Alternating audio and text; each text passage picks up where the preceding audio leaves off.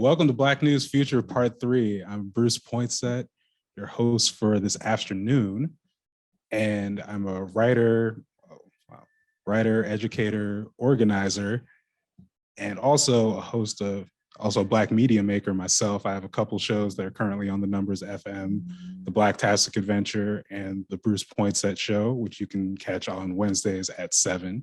I'm, as I've established in the first two parts of the series, not above a shameless plug. But today, we have a special conversation to finish this series off on the intersection of local politics and media. The first two installments took on print media and then audio and podcasting. And if you missed those, you can check out the videos for them on youtube.com/Bruce Poinsett. But when we talk about Black News Future, why are we doing this? So I'm a big believer in the power of storytelling, both its ability to inform and inspire, as well as hold people accountable. Furthermore, I believe in the power of career and professional development coming from a strong Black media infrastructure. And in many ways, I'm the product of being in a Black media infrastructure. So in this state of Oregon, which infamously is the only state that banned Black people from settling, the fact is, and that legacy still goes on, there's a lot going against us, but I strongly believe media can be an equalizing tool. Throughout this series, we've discussed both the past, the present, as well as what the future could look like, and specifically imagined what a robust, sustainable Black-owned media infrastructure could look like. But media exists within a larger ecosystem. And this is especially important to take into account in a community that is relatively small, like Portland and Oregon's larger Black community in diaspora. So with that in mind, today we'll be exploring how media intersects with local politics and issues specifically affecting Black Portlanders and Oregonians. And I have three very special guests with me who I will introduce right now. First is Candace Avalos, who is a first-generation American Blacktina, daughter of Black Americans from the South and Guatemalan immigrants. She currently serves as the executive director at Verde. Prior to her venture into the nonprofit world, she worked at Portland State University for 8 years, providing civic engagement education and advising support for student leaders. Originally from Virginia, she lives in Northeast Portland and is an active member of her community, such as co-founder of the Black Millennial Movement, serving on the Citizens Review Committee and Charter Review Commission for the City of Portland, as well as on the boards of Portland, Neighbors Welcome, Street Roots, and the Oregon Kickball Club. So welcome, Candace. Just clap, clap. Next, I'd like to introduce Senator Akasha Lawrence Spence. Senator Lawrence Spence is an innovator, change agent, and intuitive strategist who puts community first. She proudly serves Northwest and Southwest Portland in the city of Tigard as Oregon State Senator for District 18. She's also the founder and principal designer of Fifth Element, a conscientious community development firm fortifying historically undercapitalized communities through decision-making power and real property ownership. Please welcome Senator Akasha Lawrence Spence. And last, but certainly not in the least, we have Winta Yohannes. Winta serves as the executive director of the Albina Vision Trust, a nonprofit organization stewarding the thoughtful reinvention and transformation of Lower Albina, from which thousands of primarily African-American residents were forcibly displaced. Previously, she served as a senior policy advisor in Portland City Hall and is passionate about connecting community power to the political process. Winta grew up in Northeast Portland and graduated from Reed College. So please welcome Winta. So again, thank you all for being here. And first thing I try and ask all the panelists, so I'm always just curious, is like, what does your own personal media consumption look like? But then also, because you all are involved in, the political process in various elements, like, how does media just in general play a role in the work you do? So anyone can start off.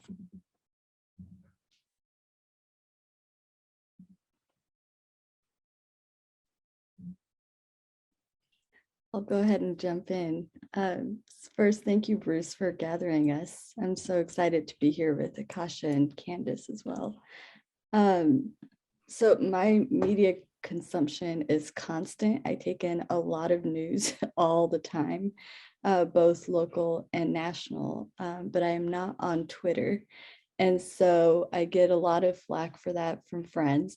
But as I was thinking about this conversation, I realized there are so many friends with whom a lot of our conversation is us just texting articles and, sharing what we think about it. So it's almost like we're tweeting through text as opposed to on the public platform. And remind me the second part of your question, though, aside from media consumption. Yeah, just in general, we're going to talk about some more specific examples later, but in general, what role does media play in the political work that you do? Yeah, it's huge. It's huge. Black folks have been denied space and voice in traditional media, just as they have in the political process, and certainly in reflections in the built environment. And so, our work at Albina Vision Trust is to make sure that the built environment reflects our needs, our culture, and our aspirations for the future of this neighborhood. And that is highly political work. And so the news helps us to both understand the context of that we're operating in, who are the decision makers, how are decisions being made.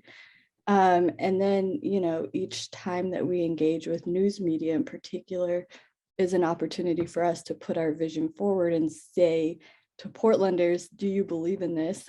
And if you do, it's going to be an active and ongoing effort to make it happen. So it's both an invitation to engage, and I take in the news as a reflection of, both where we are and to help strategize about where we ultimately want to be. I'll hop in next. Again, thank you so much, Bruce, for gathering us. It's not often that we get to be in a space that is just predominantly Black and brown. And so I just love being here and looking at the Zoom screen and just seeing us. That feels really good. And so for me, I am a voracious reader. Like this morning alone, I was just between the Times and the Atlantic, and just, and much like Winta, my friends and I, we share articles a lot. One of the things that I read this morning that I have been sending out to friends was this article in the Times that talked about a lot of the educational Black literature that existed pre-Brown versus Board of Education, and how we had such robust Black literary culture before integration. And, really looking at the roots of that and being able to disseminate that and give that new life now, especially as we want to be able to tell our own stories. And I think what you said in the beginning, the importance of narrative and mythology about who we are, where we came from, what our impact has been, where we're headed, is so important. And news media and journalism play such a huge part and a role in that. When we think about, how news media has been notoriously called the fourth branch of government, because it is really the way in which a lot of people gain access to what is happening in their government, what's happening, what bills and policies are being debated upon, what side of the issue should I be on. They really help to glean their understanding by what is reported and how it is reported. I think back as well to the creation of the Oregon Cares Fund and the work that we did there, and how a lot of the discussion was on, is this legal? Would this stand up to a 14th Amendment constitutional challenge in our district courts, right? And a lot of the coverage of that was like, we don't believe that it will be. We think that this might be discriminatory. And it put us in a really defensive position to be able to get that money out to Black folks statewide. And so the role that I see of Black journalism and Black media is to tell different narratives, right? To tell our narrative, to reinforce the need to do things like that, but as well as to humanize why we need to do it for us and why we have to choose these non-traditional paths to gaining resource allocation, or to just having decision-making power within our communities.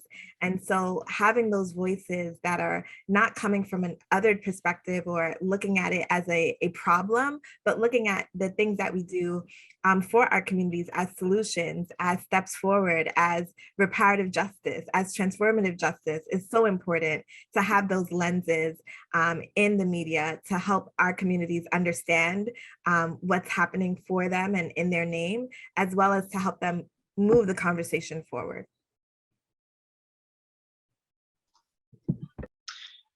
Completely agree with my colleagues, and also want to share the love and grateful for this space for us to have this discussion. I am on Twitter too much. And mostly I think my lens is because I am really fascinated by social media from like a social science perspective and how it has intersected with traditional media. And there's pros and cons to it. I find it really powerful how movements have been generated online and how people can gain access to other stories that they weren't able to in the past because those stories were blocked by traditional media that didn't want those stories to be told. So I find social media really interesting in how everybody has a platform. That has a downside, but I do think that the overall net good for me is the ability to see different kinds of perspectives, but it makes it hard to sift through what's real and what's not. So what's the misinformation and disinformation, and just there's very concerted attacks on truth right now, and that shows up definitely throughout social media. So it's definitely a balance. But I consume a lot of my media, definitely through friends. I'm on like 11 Slack channels or Slack, groups. I have way too many Slacks, but we're always sharing articles with each other and just talking about local issues. I'm really interested in City of Portland in particular. I'm just really involved in City of Portland things. So I also have lots of Google alerts. I have Google alerts on all of the City of Portland commissioners. So every morning it's like, let me scroll through Twitter, what's going on? What are people talking about? Let me look through my email and what are the alerts and what are the big stories coming out? So that's how I tend to start my day. And, I feel like I've shifted a lot to more local because definitely after the 2016 election, I was really activated by that in a lot of ways. I always felt activated, but that was like a turning point. So I had a lot of a national focus at the time. And I feel like in the last couple of years, I've gotten much more local because I just feel like that's something I have more control over. The national narrative and all the drama that's going on is just out of reach, and especially out of reach to tell and shape the narrative. So I feel like locally, we have an opportunity through local media, through social media, to reshape that story. So I find a lot of power in that, but it is still, there are barriers that I know will come up in our discussion.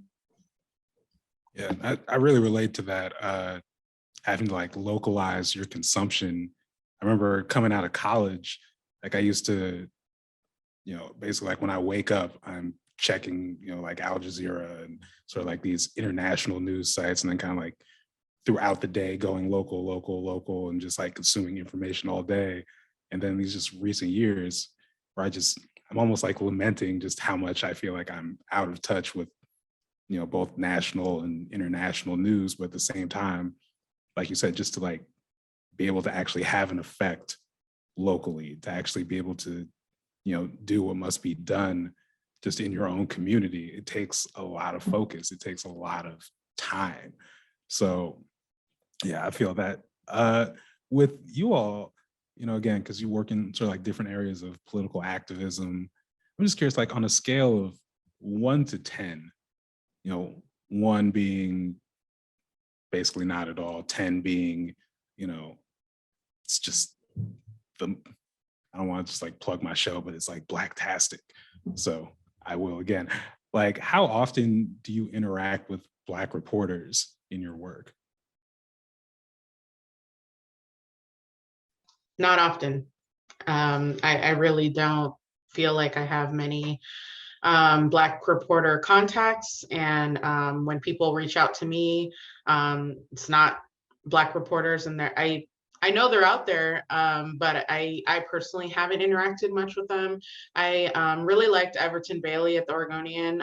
When he was here, he talked about city issues, and him and I had a really good relationship. And I felt like I could talk to him in a much different way than I talked to his successors, because I would just be like, you know what I mean? He's like, I know what you mean. So I missed that. I really liked him, but there's a gap for sure in who reaches out to me, and you have to approach it differently because of that.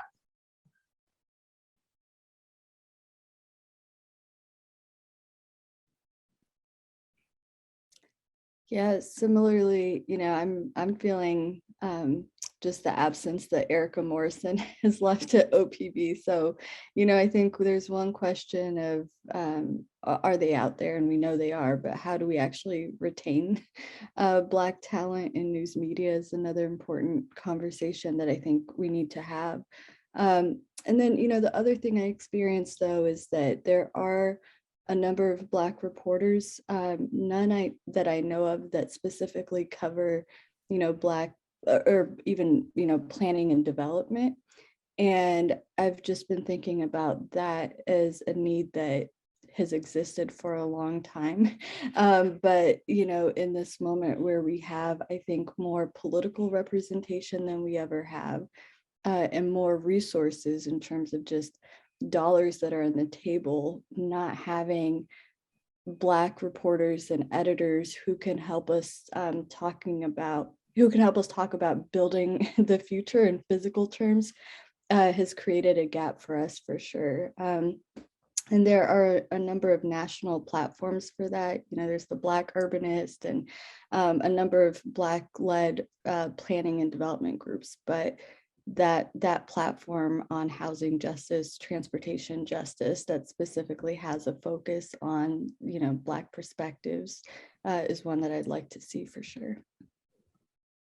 Yeah, just to echo essentially what Winta and Candace have said, I think that it is limited at best. And, I think there are times when we have, our outlets are underfunded, right? I found that, we can send a press release to the Willamette Week or to OPB or whomever, and people follow up and they have conversations and they get direct quotes, etc. And if we send it to some of our own media, they just publish the press release. They don't have the resources to then go and do that other layer of work that helps to really develop the story. And so for me, it's just one of the things that I at least love about the democratization of journalism. It's not the professional class, but it is in our mediums and our different and our blogs and our different avenues to promote Black scholarship and Black journalists who aren't technically professional journalists, but they're doing really good work to dispel myths and to also provide the community with information. So I have gone to some of the, been on some of the podcasts that are led at, the numbers and things like that. And so we have these other outlets that are not traditional, but as Candace said, they help us to provide the information that is needed to the community and to get it out there and to be a trusted resource. So I think weighing that helps to supplement what we're missing in the professional journalism arena.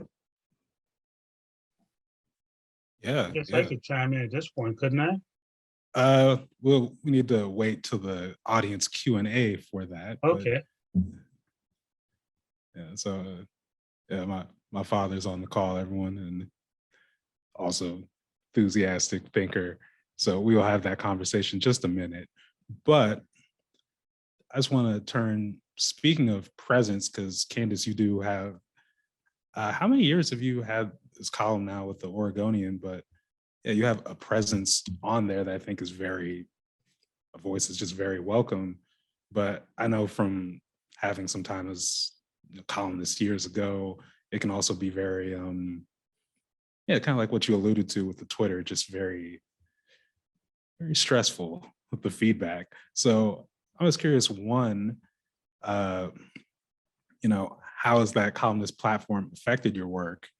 And two, just how do you manage the feedback, especially all the trolling that comes with it? And if you are comfortable, would you be willing to share like an example of what that kind of looks like? Yeah. So I have been writing for them since January of 2021. And originally, when they reached out to me, they wanted me to do a twice a month column for 6 months. And so I was like, okay, I'll give this a shot. I was nervous about it and confused why they asked me to do that. So it took some just confidence building and trusting my instincts and how I use my voice. And I've learned a lot. I've really learned a lot in the last year and how to talk and shape a narrative. But then after 6 months, they were like, we want to keep you on. I was like, okay, but not twice a month because it's killing me. So I've been doing it once a month ever since. So, I feel that the Oregonian is obviously has a particular audience, like all of the different medias do. And so my voice on their pages definitely stands out. And that can, obviously, it can be a good thing in that it's a change of voice that you hear compared to the other stories and columnists, but a bad thing in that it makes me a target for people to reach out and just share their opinions or their ire or sometimes just being hateful. I'm really glad that Oregonian doesn't have a comment section anymore because that probably would have been a nightmare. I started writing after they got rid of that, thankfully. And I joke about how I'm glad they don't tag me on their tweets because I'm like, don't be bringing people to my page, like you can post my column on your Oregonian Twitter, but don't be linking my name there. They're going to find me anyway, but don't make it easier. But yeah, I think it shows up in a lot of ways where I just get so many random emails and they'll find my email, it's mostly always my work email because that's like the one that's most public. And they'll just, I don't know, just a lot of it's mansplaining, honestly. And I don't know that I've very rarely gotten comments from female identifying folks. And the other thing that's kind of jarring to me sometimes is that people be like, I want to take you out to coffee to talk to you about this. And I'm like, no, I don't know you. Like, what? So that I find awkward. But at one point the opinion editor asked me, she was like, do you want there to be a way for people to contact you directly, like set up an email that people can email in response to your columns? And I was like, no. And she was like, or we could just filter it, like we have been doing. So like it goes straight to them and then they send me things that are important. I'm like, absolutely. Please do not send me that hateful stuff. So at least I feel like there's been a little bit of a barrier that they've created for me. Cause I'm like, if it's just vitriol, like you're only like, that does nothing to the conversation. It does nothing for my mental health. So like, don't send me that. And they don't. So I do appreciate that.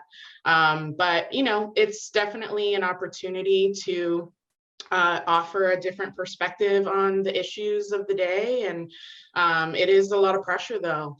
And it puts me in a vulnerable spot because I'm like, my opinions are bare, like lots of people, like, I'm very clear about what they are and I try to explain the nuance, but even then, I got somebody tweeting at me the other day and they were like, you just want, homeless people to be everywhere and to defund the police and you defunded the police. And I'm like, literally never said those things. And that's like, there's so much, my perspective is so much deeper. There's so many more layers to it, but that's the kind of stuff you're going to get from people on Twitter, right? But it's hard to block off. It's hard to mentally block it off because once you read it, you can't unread it. Once you see something, it comes through, it's like, it affects me. It does. So there's pros and cons to it, but I think just important to know that, when we speak out, especially when women of color speak out, like we feel the repercussions because people will be like, oh, that's so great that, you spoke out and you said these things. And I'm like, yeah, it's great. But like, I have to feel those repercussions. I have to get, I got death threats in my mail 2 years ago. And I was like, first of all, how'd you get my address? That's scary. And so it's like it takes a toll on us, and I think it's important for this audience to understand that toll and not to just be like, thanks for speaking up, but to like reinforce our voice by speaking up with us.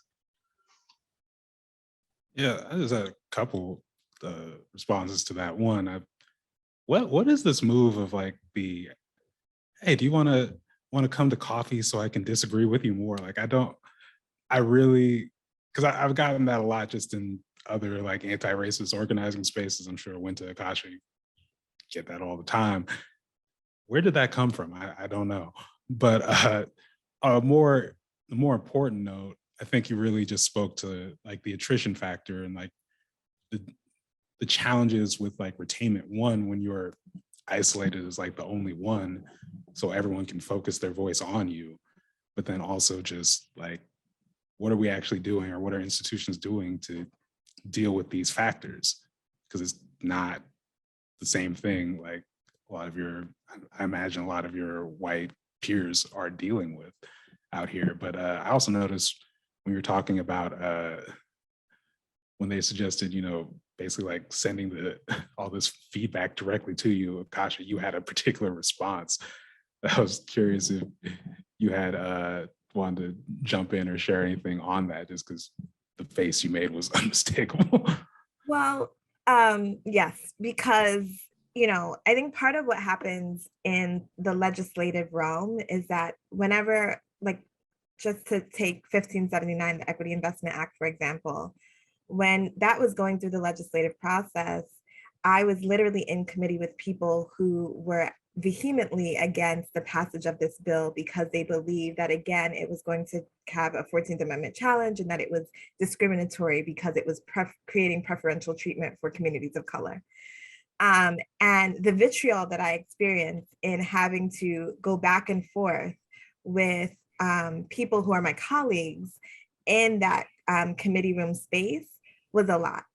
And it's a lot, and it takes a huge toll on you. And like, I'm very grateful for my, Senator Manning, Representative Bynum, and things like that. But the bill had to go through 3 committees.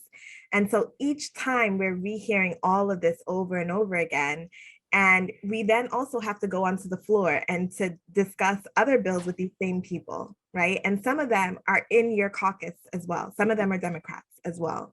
And so it's just, I told Janelle, I was like, look at the other committees that I, was going through. And she said, I'm not doing that. That's traumatizing, because it's trauma, right? Like we're literally trying to tell a truthful narrative about our communities and how to get us to a better place than where we are now. And people are actively using fallacies to undermine us doing anything that will create a better circumstance for our communities. Like that's just the truth, right? There's a huge mythology around how we create reparative justice, right? And whose responsibility it is. And, it's constant and it's very traumatizing. So when Candace was talking about it, I was like, of course not. You don't want to have any of that coming directly to you. I'm very grateful for my staff. They filter my email, right? Because people will come and say really hurtful and nasty things. And if you read that constantly, it starts to make you want to shrink or diminish the work that you're doing, And so we have to protect ourselves. And so everything that Candace was saying, I was just like, yep, because it takes a huge toll on us and our mental health. And most people aren't dealing with this the way that we are. Right. And we're targets because I'm the only woman of color and the only Black woman in the Senate. And then it's just 2 of us. Right. And so it's easy to pick us out of a crowd. It's easy to make us the target of your vitriol, of your angst, of anything that you feel is wrong in the world. It's easy to send us an email. Right. My partner constantly says that everybody's an internet gangster.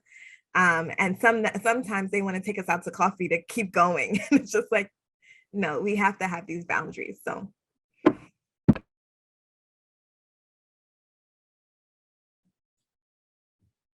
Yeah, so to kind of transition from that, we're talking about framing, especially with these media stories, and I guess like with the lack of presence specifically like Black reporters, Black editors. You know, it reminds me of a conversation, Winta, you and I had when we were when I first reached out to you about this, about how there are, basically, how can I put it? There's certain stories that like outlets are easier to pick up on when it comes to Black community issues. And then there's a lot of others that either you have to like sell really hard, or even if you do, just they don't get covered. And one of the things I learned just in journalism school is that media plays a very important role, as far as just because people are, they're busy with their lives. So, media shapes kind of like how people see things.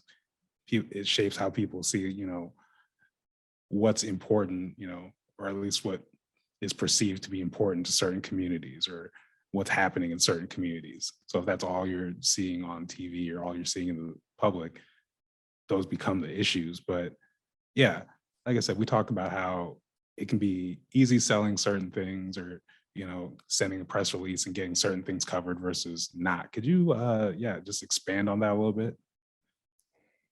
Yeah, there's I think it's difficult, and we have to fight really hard to make sure that we're represented in complex human ways.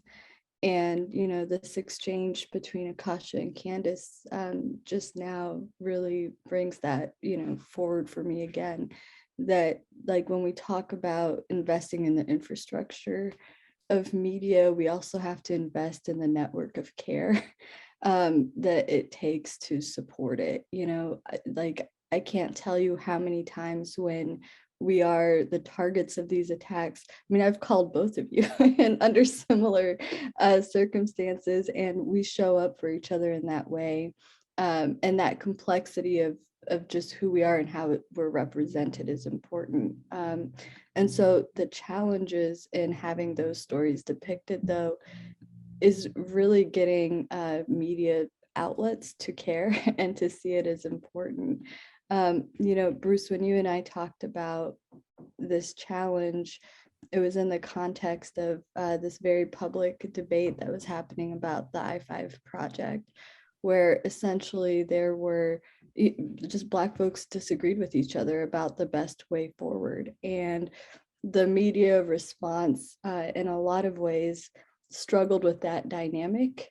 I think media either wanted to represent this as two groups of Black people who have, very personal disagreements with one another, when it was not that, like it was an ideological difference, or they were scared to talk about it at all. Like, it just doesn't exist. We're not going to talk about it. In this case, the very safe topic to address was, how badly ODOT was performing. So there's a lot of coverage on that because of how the interests align there. So, in that case, the best platform we really had for discussing that dynamic, and I think really demonstrating that we can engage in thoughtful civic dialogue and debate where we disagree with each other. It was an NAACP forum that brought us together to, again, talk about the difference in approach and allow, participants to hear the issues and form their own opinion, and to have it not have the sort of, to have it not be through the white gaze, to have the questions that we really wanted to have addressed. And in a lot of ways, we're having these conversations in community, and the translation to having that, broadcasted to a broader audience is harder, but forums like that create opportunities, much like, social media has created greater access for those kinds of conversations. And I'm just curious, as far as like, even just, because in that case, NAACP's, facilitating that conversation, but, knowing them, they also put out press releases and stuff, they reach out to media. Like, what was the coverage of that like? Yeah, there was coverage after the fact, right, from, folks in media who witnessed it. but the facilitation remained with the NAACP. And so there was, I think it's important that we're able to tell our own stories and share our own perspectives. And that created a platform for doing that. And, when it comes to Black community stories, I think where the gap is really having traditional news sources take us from sharing information to actually helping us gain knowledge and understanding. Those are two different things. And the process of gaining knowledge and understanding is messy, and it takes a lot of time and effort. And so even leading up to the NAACP forum, we had a lot of conversations about how best to make this a forum that facilitates, again, that thoughtful sort of debate, as opposed to like what the various interests were and how our narrative either supports or doesn't support, that narrative. It was just, what do we think and how are we going to communicate that honestly with community members who are asking us questions that aren't being addressed in traditional news outlets. Right. And, again, as part of sort of different organizations, but I was curious if Candace or Akasha had any thoughts on any of that.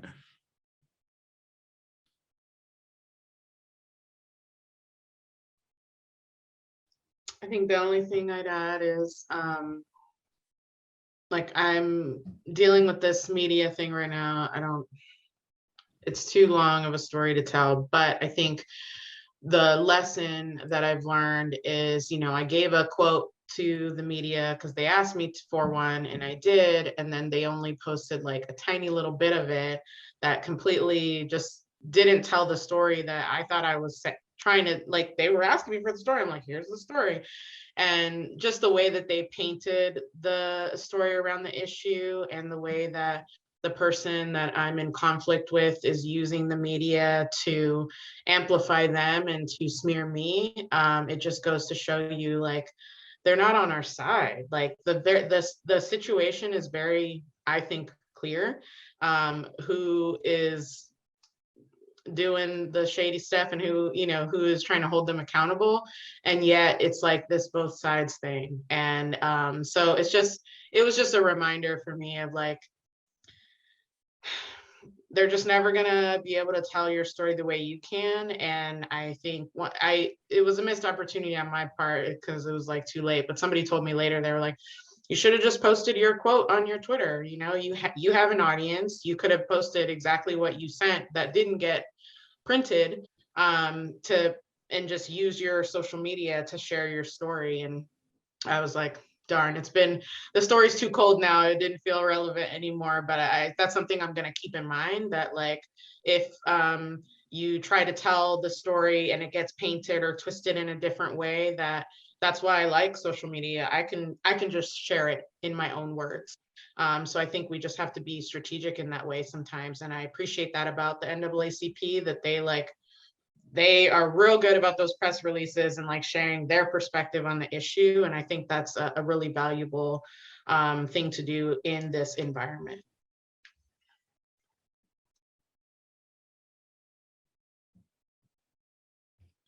Yeah, so similarly, it's kind of alluded there to just one, even being able to cover what shouldn't exactly be a particularly controversial idea, that Black people are not a monolith, even in, whatever, political space you may occupy. But then also, like, you all work in spaces where, for lack of better terms, you're trying to, get the word out about, complex, not the lowest common denominator political issues. When you're talking about development, you're talking about, like, the Charter Commission, you're talking about, special elections or even, like, appointments. These aren't the things that, people are engaging with just every day necessarily, or ideas, or I shouldn't say ideas, but just processes that people just kind of, like, if they see a presidential election, that works. But, in that realm, Can you just talk about, I guess, like some of the challenges, again, with everything we've kind of talked about before, in trying to communicate and in some ways like educate people about these different things? And anyone can start with their various, yeah, go ahead. I think Winta started to bring us to this focus point was that essentially anytime we utilize the media, we are asking for our story. Our stories are being portrayed and communicated through the white gaze, right? So it is being filtered through someone else's perspective and lived experience and ideas about what we've said, what we haven't said, why we're doing something or how it's supposed to be done. I think about often, the way in which Representative Bynum was portrayed in the media when she had the audacity to deign to be speaker and to say that she was more than qualified to have that role. And there was an article that was posted about her that just said, Black legislator, or erased her name, erased her status as a representative. And I remember it was community members, Black women community members was like, say her name, right? Like you erased her name and why she is, has the ability to be in this space and to deign to occupy this space, right? And it was through that they then changed the headline, right? But it's constant. We have to constantly check them and keep them in check and remind them that it is not okay to report on certain things solely through their lens, right? And erasing us. And I think that happens even, with when you talked about, special elections and things like that. These are processes that have served white dominant culture because they are so underground, they're so hidden. And so there's no motivation to report on them, right? Because it's working as planned, right? And so why would we shine light on a system that is working to our advantage? And I think part of it is too, like when you talk to individual reporters, you can sit down with them and a lot of them get it, right? They understand racism and misogyny and patriarchy and all of the things in a macro level, but sometimes it's the institution itself, right? That is seeking to preserve itself. And then you become a part of the institution. So you might write one thing, but then your editor sees it and it goes through this, process and it changes, the story changes, right? It's out of your hands. And so I see the same thing in the legislature and in any political process. The institution has been built and fortified to defend itself, to maintain itself. And in order for it to do so, it has to relegate our stories. It has to dilute them through their gaze, through their perspective. And so I think that is what we're constantly fighting against. And that's why the importance of having Black media is so important, right? Like if we think about what journalism is supposed to be, it's supposed to be a medium that is neutral, right? That presents the facts, that inspires critical thinking, that says, well, these are the things that are happening. How do you help and help community make sense of it? And I think oftentimes you're just getting, well, this is what happened. This is how it's going to impact these communities. And it's almost like a full stop. It's not an invitation for discourse and dialogue. It's not bringing the reader in to ask more questions or to poke holes in the story. It's saying that this is what it is and that's the end. And so for me, it's about, looking at, the consequences of that. And again, bolstering Black journalists and Black community-based journalism that's local. We've relied on OPB, the Statesman Journal, the Oregonian, the Portland Business Journal, but we need to bolster the Scanner and the Portland Observer and to make sure that they have the resources needed to do this work. And to provide the right kinds of information to our communities, because essentially what we have when we're not able to do so is that people get appointed every day and they stay in office for 20, 30 years. And that is a long legacy to leave upon our state. And it can change the course of the resources we have access to or again, reinforce what has already been done, reinforce dominant culture. And so that's the opportunity here. And that's why I'm so invested in Black journalism, in also Black storytelling through, journalistic medias, through social media, through also the arts, right? So movies and books and all of the other things that we consume that are part of that larger media narrative.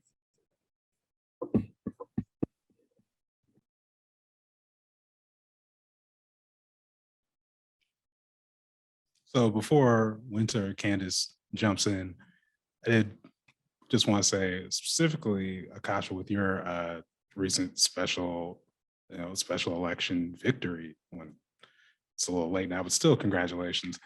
But also, I'll admit, like, even, speaking of hearing sort of like, in some cases, getting the news or getting the information about these different things happening from the community organizations, I'll say in the case of that special election, like, I'm not afraid to admit, like, as an imagined Black member, I learned a lot about, the special election process through that and through, internal kind of information about that. It wasn't something I was hearing about so much in the news. Like, I saw, the article in Willamette Week, but I do think that, again, kind of like speaks to sort of like alternative sources of getting news, getting information, and how in a lot of cases I've had to like fill in just through these different platforms to make this work. But also, there are limitations with that. That's not mass, that's an email list. That's not mass media. That's not, all the people who, even people in the community who, they get their news from the bigger outlets because it's more accessible, it's more available, their name is bigger, and everyone knows that. So you run into that challenge of, again, getting the word out at scale. Again, Winta, Candace, when it comes to, again, stuff like development, when it comes to, such sexy political topics as the city charter, what challenges do you run into, again, when trying to get the word out, when trying to, educate and activate people around that?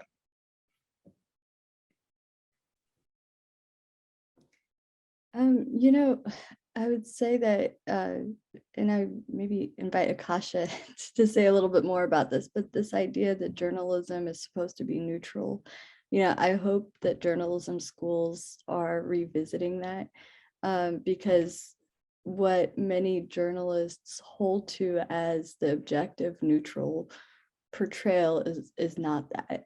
And it's this both-sidism that is actually the problem sometimes. And I think that, one of the challenges just overall is getting to the point of seeing in mass media a commitment to anti-racism, and to have that not be seen as an activist perspective, that you can be, anti-racist and not an activist. And I think a lot of times, we sort of get challenged on that as taking a side as opposed to a baseline sort of understanding about how we approach any given topics. And then I'll say that, so many times when we talk about Black community stories, we're talking about what is wrong or what's trying to be corrected. And I want to see a lot more representation of Black life and of, Black folks talking about their expertise in a wide range of topics, whether it's housing or transportation or planning or whatever it is, but having that be the expertise that we're asking them to come talk about, as opposed to, just the equity perspective, which really just means talk to us about being Black. What's interesting that I've noticed, as you mentioned the charter, so for those that don't know, we are in the middle of a charter review process. It's every 10 years, a commission gets put together to look at the city's constitution and decide if there need to be changes. Portland has had this commission form of government for the last 100 years, and we're the last large city that has it. And it is, it causes a lot of problems. And that conversation has continued to grow over the last decade leading up to this. But what I find interesting is that when like the powers that be want the change. And so I actually find that there's a lot of media coverage of the charter because the powers that be want that change. And so they're pushing it forward. So like, I'm in a situation where I'm like, we're not having to go up against the media. They're flowing with us because that's what they want. That's what the larger, like, does that make sense? Like the institution wants it. So it's actually kind of interesting to me because I don't feel like I'm having a hard time getting the word out about it, but it just goes to show you how much, you know, their partnership affects what stories get amplified, because they're just like constantly calling us and wanting us to get on the news, and, you know, wanting to, reporters are asking us about it, and they're coming to our meetings and reporting on what we're doing. So yeah, there's something about that. I'm like, I know you all get the nuance. I'm trying to like explain it, but I don't know if I'm explaining it well, but I think that it just has shown the ways that I guess their influence really makes a difference in moving certain issues forward. So, you know, and we're just also like, there's lots of different variables. I think also people are just really upset with leadership, and, you know, they're like, I'll change anything to just change this what we have. So there's lots of variables there, but that media piece has been really fascinating to me, because I feel like finally the power brokers are the ones that are also wanting this, and just seeing how they've been able to move it forward in that way is interesting to me. And Bruce, before we move on, I just wanted to respond a little bit to what Winta brought up. And so when we talk about neutral, like the fact that journalists are supposed to be neutral, it's about being able to provide accurate portrayal of the facts, right? And not lean towards a conservative or a liberal or progressive, you know, lens. And so really to just say, these are the facts. And when we think about what the facts are, and thinking about truth, right?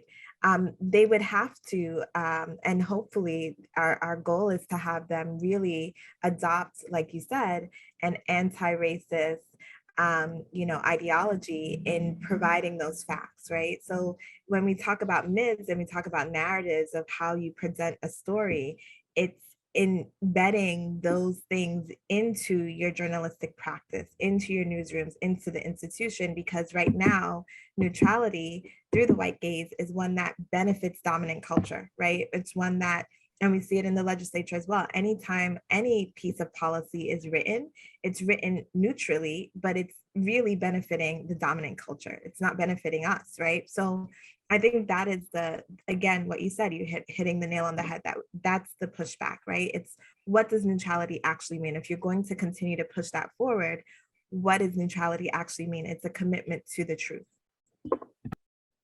I love that point, because, you know, in journalism school, one of the things we try and hammer out is the difference between neutrality and objectivity, right? With neutrality being the middle at all costs, objectivity being, as you said, a commitment to accurately portraying the facts. Even if you have, because I don't think anyone is actually, quote unquote, just whatever the ideal is, like most objective person. I have no opinion on anything whatsoever. It's more so like, even if you come with a perspective, you still accurately portray the facts. You put the facts out there. Otherwise, it's propaganda. And in a, as we've established, in a white supremacist society, what is neutrality? You know, it's not an even power dynamic. So, you know, I think that's, again, just, that's a very important point, a very important framing that, you know, we don't, as again, we don't get to talk about as much, just because we're not there speaking, or if we are there speaking, it's just one of us versus the norm, you know. But Akasha, you also made a point earlier about just the reality that newsrooms in general are stretched, and especially community publications, especially Black and Brown owned publications, which are also, small businesses. Also, development are, I guess by nature, can be development, career development, professional development spaces. I know definitely when I was working at the Scanner for a couple of years, like I learned a lot, both about my job and then also what I needed to, just be a professional, to be doing what I'm doing today. But with that said, I just ask you all, do you believe, one, that journalism is an asset to public and societal health?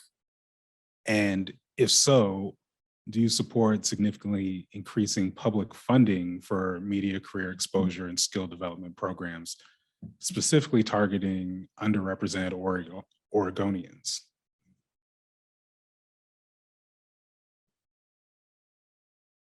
And anyone can, jump in if they'd like to. I see a lot of heads nodding in agreement, but would anyone like to share? Yeah, I totally think that we need to invest in it. And, when I worked at Portland State, we have a student media department at PSU, even though PSU doesn't have a journalism school.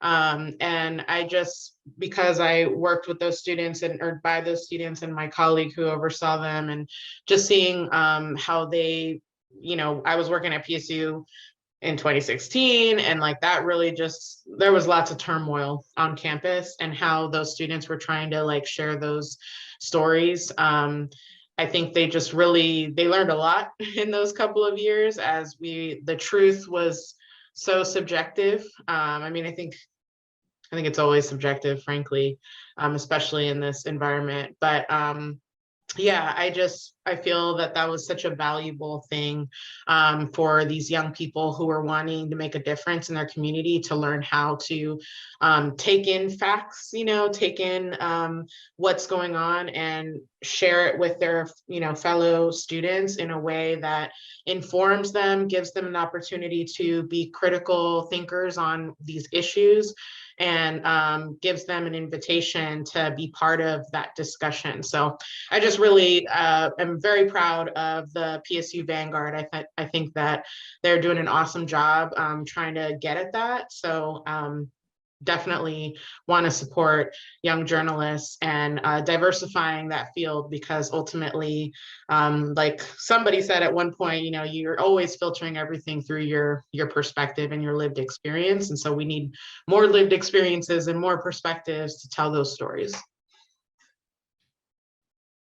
Yeah, I completely agree. But when I think about what the current landscape looks like, I think we all know that the business model is not, it's totally broken. And so without public investment, I just don't know how we actually create a Black, journalism, a healthy Black journalism network or system. And I think connecting it to the conversation that we've just had about how essentially there are all of these systems designed to hold up this lie about our foundation and who we are, means that we need to tackle it really, face on directly. And our investment in journalism is a big part of that. And the other thing I've been thinking about in this conversation that Akasha raised earlier is just the role of the arts.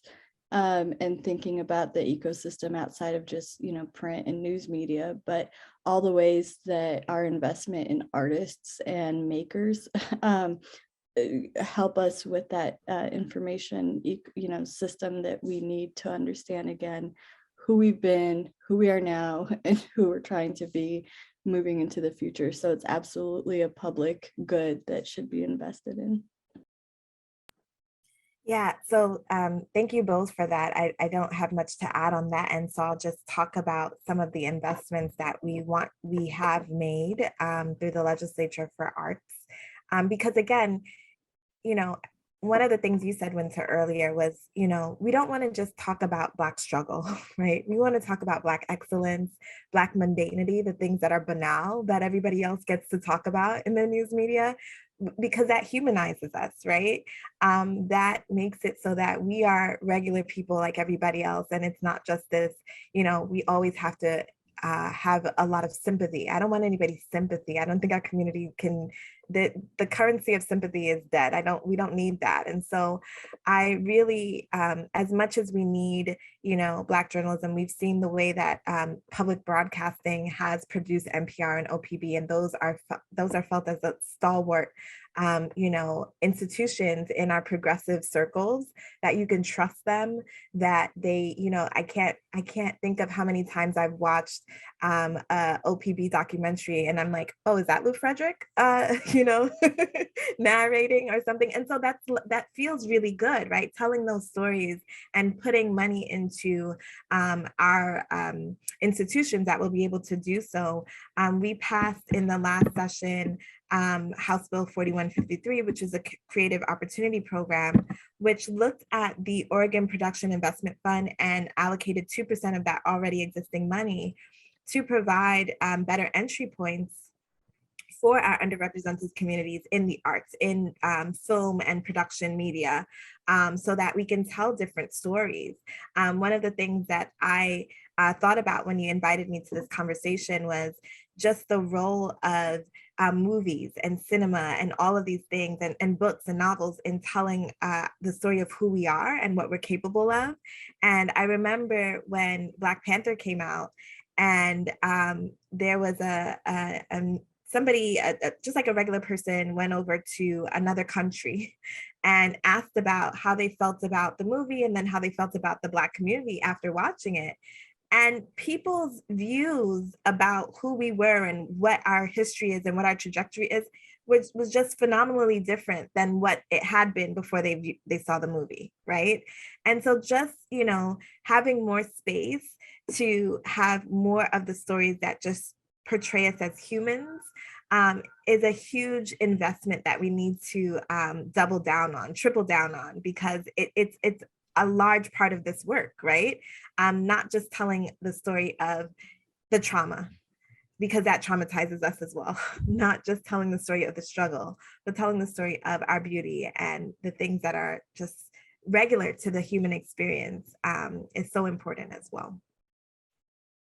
Yeah, and to that point, I think it's also very important to, especially again, working in the newsroom and spending way too much time refreshing the stat counter when I was there. One thing I kind of lament from that is just, this cliche, that bleeds, if it bleeds, it leads, right? And there is some truth to that, like lowest common denominator stories, controversy, scandal, tragedy, trauma, they get more views, but sometimes that gets used as like an excuse not to publish those other stories that have, maybe they don't get all the numbers, but there's a need for them. And it's not a particularly, foreign idea either. I grew up in Lake Oswego, Oregon. It's very, very white. It's literally nicknamed Lake No Negro, right? And one of the things I always noticed with, the community paper, the Lake Oswego Review there, is, you go out of the way to publish these like, outstanding students of the week, or, these little kind of like quote unquote like fluff pieces. And even if they don't, maybe drive the numbers or anything, that provides something. There is a positive thing from that maybe you can't measure with the stats, but everyone understands why it's there and no one wants to get rid of it. So, like you said, with the challenge, again, without not having that power, especially having people in, the publisher, the editor positions, and trying to get people to understand that also works with the rest of us. What a wild idea, right? But yeah, you have that as a challenge. But then also, Candace, you talked about the vanguard. And I think that's another part when we talk about students, especially opportunities for students, I look back with a lot of reverence on my time when I was at the Daily Emerald at University of Oregon. And I had the pleasure of, writing under the first Black editor for that, the flagship paper. Just want to shout out my guy, Tyree Harris. And, he was a product of, Oregonian like summer kind of journalism program. But also when we talk about retainment, when he graduated, he went into marketing. And it's hard for me to like look at him badly for that. Cause like, yeah, you get to move to LA, you're working on Super Bowl commercials within a year. He most recently did the NBA 75 campaign. And I can see myself spiraling into jealousy on this call as I talk about this. So I'm just going to shout out Tyree and then move on from that. But I think it is important, again, when we talk about not just creating these opportunities, but then also focusing on some of the things we've talked about in terms of dealing with the trauma and the very particular anti-Black trolling that people get, and investing in these other things to make sure it's sustainable. And I feel like, before we get to our final question and then get into audience Q&A, that, we put that out there. So yeah, we got one more question that I've asked everyone for these panels, is just like, who is a local Black media personality that inspires you and why?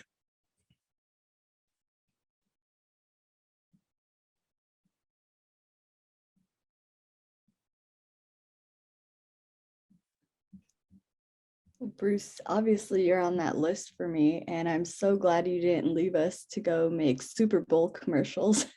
We're glad you're here doing the work that you do.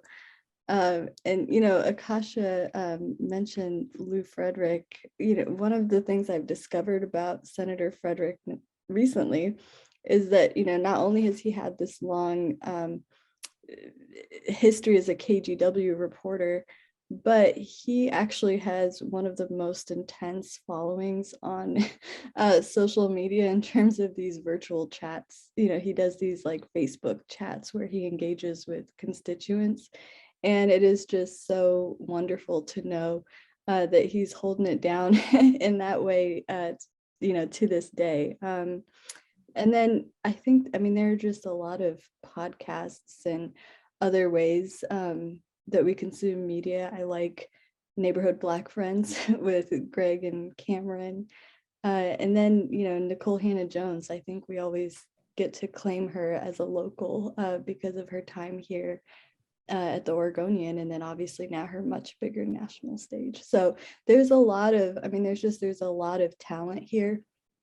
And I just think it's important to remember that not only is there talent, but there's also a lot of achievement.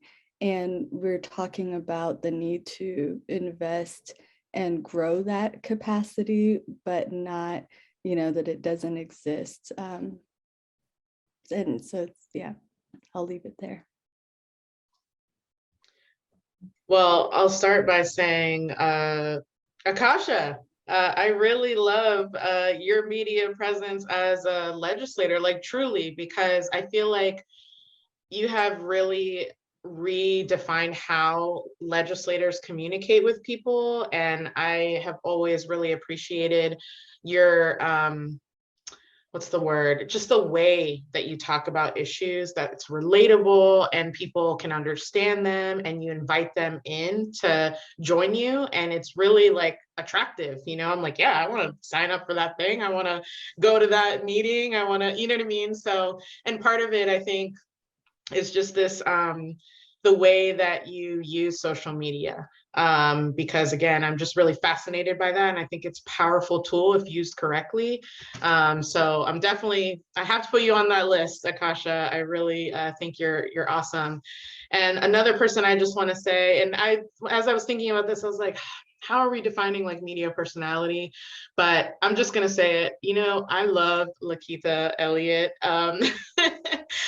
I just think she's hilarious, and she's really good at just talking about issues also in a relatable way, but she's just funny. And she's like whip smart and like can be snarky sometimes. And she's just one of those voices here in Portland that I really look to, and I want to know what she thinks about, some hot topic. I'll go look at her Facebook, what she's saying, see what kind of video media she's posting that's hilarious. Like, I don't know, there's just something about her that really draws me in, and how her voice comes off. So I'm going to, thank you so much for that, Candace. You embarrassed me, but I love it. I'm going to shout out the two Black men who started the Numbers radio station, Anthony Deloney and Jefferson Smith, DJ Ambush.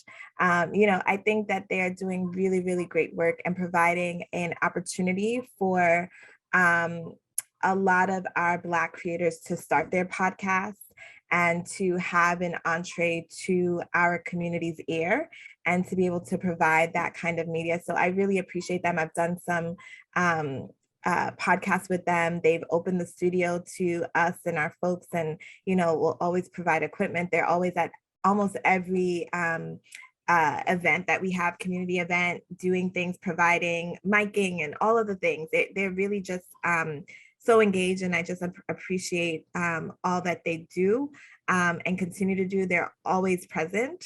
And again, providing the opportunity, extending the olive branch and saying, hey, why don't you come in and do this show? How do we have this equipment? And I think that's a huge part of it, is sharing that and having it be community-based. And then I also want to uplift Walida, because she does such great work on her website, and she has one of the things that I love about journalists is being able to take a lot, like doing so much research and taking a lot of information and then making it so that you can disseminate it and that an everyday person can read it and understand it. And she has done that with the history of our state and the history of our Black community. And I think that, giving her roses as well, because she does such a great job of explaining that and being able to provide resource to other folks. And so just uplifting those three people in our community. Yeah, I love it all. And of that, shout out to Walida and Marisha. It's been someone who's, just for me personally, has been sort of like a friend, but also like an informal mentor, both on getting information out, but then also the back end and the business of getting a lot of this information out to make it sustainable, which I think is, again, so important. So yeah, thank you all again for taking the time. We have a little bit of time, about 15 minutes left. We want to open it up to audience questions. I'm gonna go into the chat here because we had some things throughout the discussion.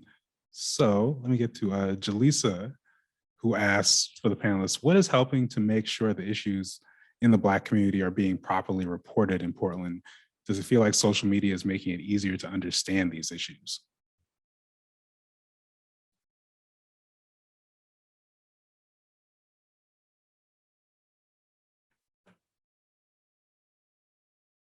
I'll just go ahead and say yes, and I think sometimes social media is a great help at just alerting people that there is an issue, there is something happening, there is a development, etc. But at times it can be, it's not the full picture, right? And I just don't want people to rely solely on social media, as a lot of folks tend to. I think that's just the nature of information sharing and the Internet of Things right now, and how we are just so programmed to look at our Instagram, our Twitter, or what have you first. But so I think, yes, it's a good tool in the toolbox, but it can't be the sole place that you gain your information, because there's a lot of misinformation. And it's not that people sometimes are doing it intentionally. I think it's just that they are reporting what they found and may not come back to say, oh, that was it. You know how newspapers can redact things. People don't readily redact what they've said or say, oh, I'm sorry, that was an error, or actually this is what's really happening. And so yes, and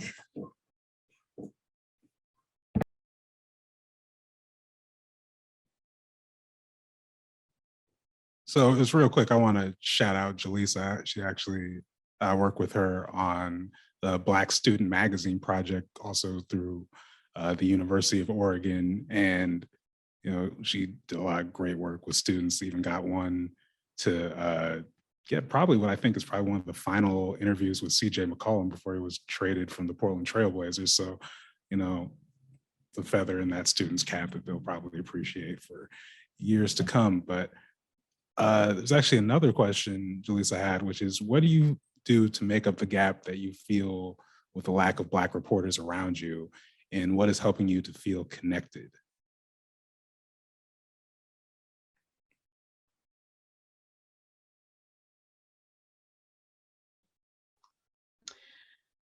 I mean, I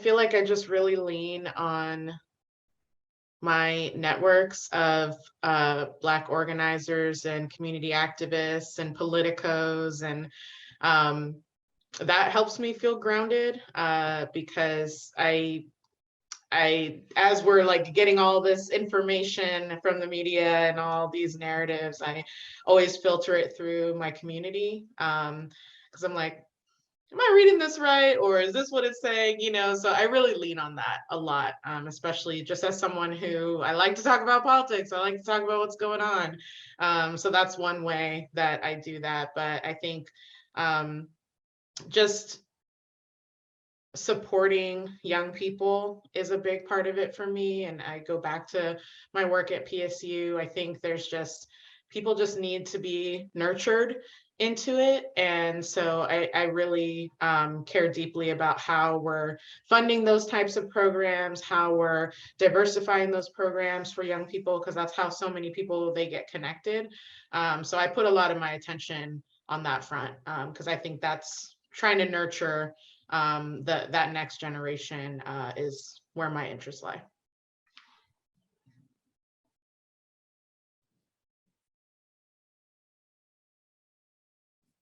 So we have another question from Rebecca, and it is, actually it's a two-parter. First, what are fortifying no, it is not a two-parter. I can read. Thank you. Okay. What are fortifying models of Black media infrastructure and storytelling on your radars, current or historical, local and national? Some local outlets have been mentioned, but also thinking of spaces like KBLA or For Freedoms.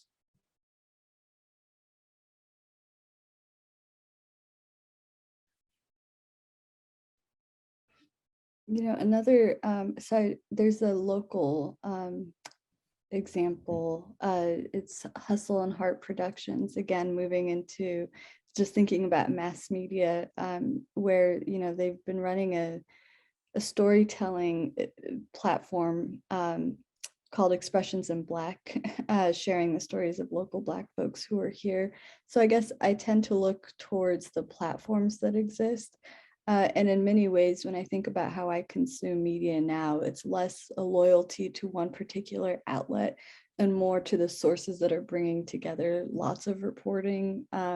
So like curated networks, as opposed to specific ones. And then the national one, I'm trying to remember their name now, it's Capital B, which is a nonprofit model for Black journalism, which touches on a lot of the ways that we've talked about, you know, the business model being broken and needing to have private funding and public funding to support those models. So it's not a great answer, and maybe speaks to how scattered scattered it is. You know, it's funny, you talked about being sort of more attached to like the sources than necessarily the outlets. And Candace, you just put in the chat the shout out to Michael Harriot. So it's just a perfect segue for me. Like I remember in college, I discovered The Root, which is Henry Louis Gates Black media outlet. And I was been like an avid, it's one of my sites I tend to, just if nothing else, check through the headlines every day. And then very like in this last year, like all my favorite writers from The Root went to another Black media site, The Griot. So now I've kind of like switched over. Now I check The Griot. But yeah, I really relate to that point. Yeah, I'm not sure if Candace or Akasha, you wanted to jump in on that though.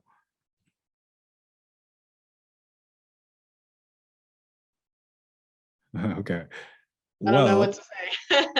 Yeah, I just think we've said it. I think that's exactly what we do is just start to follow the reporters, start to follow the individuals instead of the sources, and that gives us a better like having those Google alerts, you know, and doing that instead. yeah, you know, I guess this is just you